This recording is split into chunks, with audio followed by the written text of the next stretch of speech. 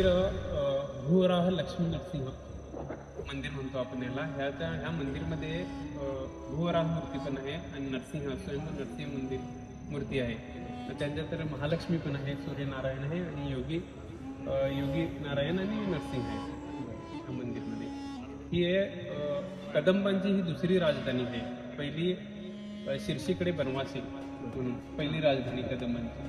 ही दुसरी राजधानी पलाशिका क्षेत्र नाव होतं याला पूर्वी. तिथं पलाश वृक्ष जास्त होते आणि त्याच्यामुळे ह्याचं तीर्थस्थानाचं नाव पलाशिका क्षेत्र म्हणून होतं. आणि ह्याला काशी पण म्हटलं जायचं पूर्वी, म्हणजे सर्व देवी देवता आहे तिकडे. नदीची तेवढीच कमी आहे त्याच्यामुळे हे काशी झालं नाही असं इकडच्या लोकांचं म्हणणं आहे.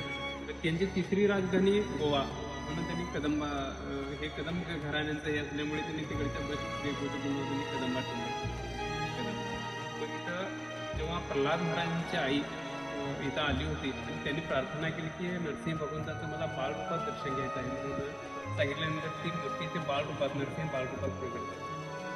आणि जगन्नाचार्य त्यांनी शिल्प केलेलं आहे त्या दोन मूर्तीचं, योगी नारायण आणि भूवराह मूर्ती. आणि 200 वर्षानंतर त्यांनी काय केलं मंदिर अजून टेम्पल अजून